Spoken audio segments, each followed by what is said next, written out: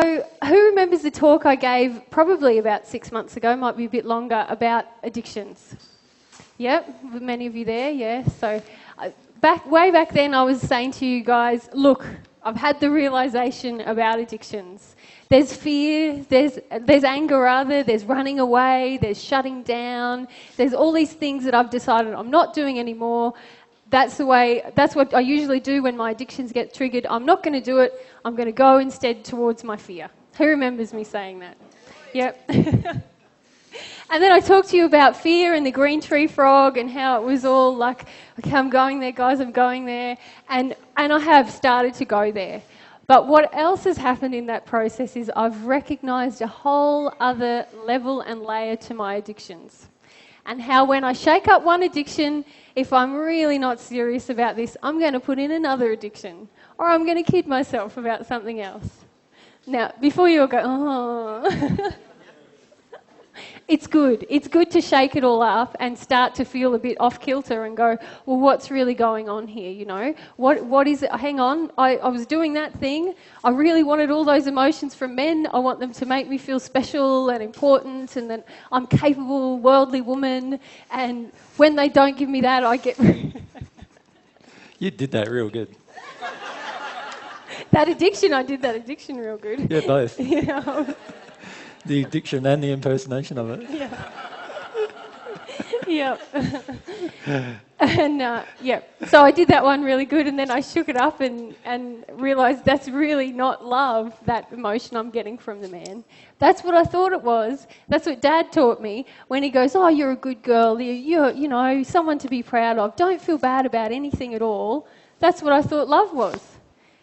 And so that was incredibly painful to recognise, oh, that's not love. Like, that's what I really want men to give me, and it's not love. And so, like, that's a lot of what it has been about for me the last 6 months, shaking those things up and then going, oh, maybe I'll, like, do something else with men so they'll give me that emotion back. Or maybe I'll act in a different way. And all of it was totally avoiding this true self place that we're talking about. The thing I wanted to say to you about it, though, is that, yes, it does hurt. It's going to hurt. It's going to hurt breaking these addictions. Like, it's going to feel uncomfortable. It's going to feel like we're stretching in new, different ways because we've been so used to going in this same rut. This is how I feel good about myself. This is what I feel love is. And then suddenly it gets shaken up and we feel like totally like we've lost our compass, but also that little bits of us are exposed, hurty bits that we used to cover over with getting all these emotions from people, and it's going to hurt. And it has hurt for me quite a lot. And I've joked with AJ that I feel like I'm like a crack addict. Can I please just have one good emotion from somebody? Because it really hurts when I'm not getting it anymore. Yeah. So Can you say you're on crack cocaine? Oh no, that was the addiction. Yeah, that was the addiction. Yeah. I felt like I was in a rehab ward because by my own admission, remember, I said that's it. I'm cutting out these addictions. I'm going for the fears. And then through a process, I've been journaled so much about what were the patterns in my childhood, what were the addictions that were in place, what was going on in my everyday interactions. I remember one morning I was down in the eco tent and I had a massive realisation that AJ's already touched on. And I marched up to the house to tell Dave and Joe because I thought it was earth-shattering. Perhaps it's not, but when you get it emotionally, it really got me. It was the fact that I've touched these emotions in here, hey? And a lot of you have. You've touched the causal grief and pain and the loss in your childhood, the feeling of being unloved or being rejected or being unworthy. Like, I've touched those places. I know that they're there. I know that they're there. And I know there's a hell of a lot of it in my case. Like, there's a big amount. And so I was sitting down there feeling about that, feeling like I know this is in me, God. I know that there's a whole area of my life that I'm avoiding, and that's the only way I'm going to connect with you if I connect to these things. And then it hit me that if all of that is my true self, all of that is my causal emotion, any time in my life when I'm feeling good, I'm very likely to be in addiction because I just know. I know how much pain is in me.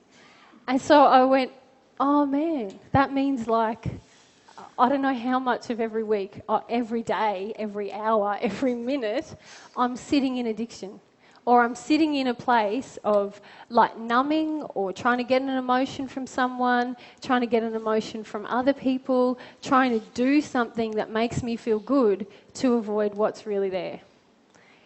That was pretty humbling. And that's the place we all have to go to.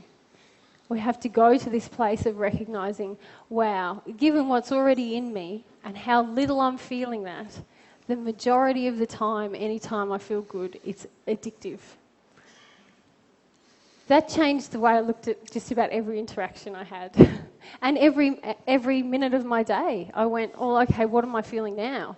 Well, is that because I'm connecting to God, because I've released some causal emotion, or is it because I'm in an addiction right now? So that was very empowering. It was painful and confronting, but very empowering. And I just finished, and that's what I wanted to say to you about this. Most of my life, I've lived in addictions. I've been wanting to get, and I've been very successful in a lot of cases. A lot of people think I'm a very nice person, and or they used to, because I did everything to please them. They thought, gee, that Mary's a lovely girl, and all my addictions were met, and I felt great. Except I didn't really feel great.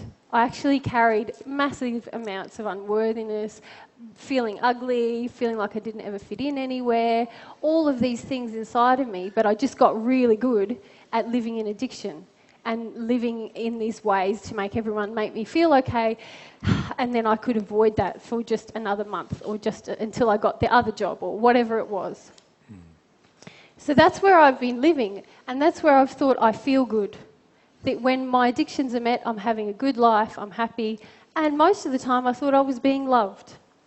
All of my friendships with women were based on basically my feelings that I'm totally unacceptable to women and that most women hate me, and avoiding the fear of their anger. And so I did everything to please most of my female friends. They thought I was a great friend, and I could get away from that horrible causal emotion that is that most women don't like me and I'm pretty unlovable by women. So I felt like I felt good and I felt loved living in these addictions. But all of you know, and most of the reason you're sitting in the chairs you're sitting in, is that it feels shallow after a while, doesn't it? You get to feel like at the end of the day, I still just really feel not very good about myself, and I still feel very disconnected from God, from the people around me in an authentic way. So that's where I've lived, feeling good, feeling loved, and really basically unhappy. And the beautiful thing about going through this process is that I've started to face the pain of breaking those good love feelings, facing the addictions of it. And the beautiful thing that I keep getting to is that what I'm finding here are two beautiful three-letter words. And that is joy and God.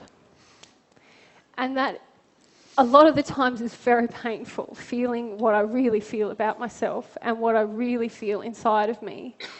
But the resulting sense that comes over me is not happy tap dancing, but it is a sense of, it's like, the closest I can describe to you is joy, of feeling that I'm not running at 1,000,000 miles an hour in the opposite direction of my true emotional state.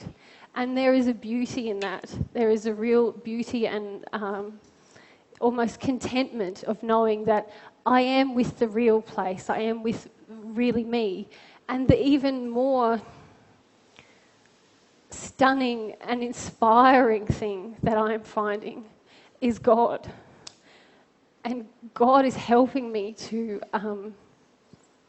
unravel those horrible self-concepts that I've kept with me for 32 years, trying all the ways to get away from them. You know, I've carried them like my dirty little secret. And the more I'm willing to go into them, to feel them, to allow them to be just for me to be with me and talk to God in that place, to ask God to love me in that place, which a lot of you who've read my blog know that that's been really hard for me to ask for the love in that place. But in doing that, I have found a connection to God, and I'm telling you, it's so worth it.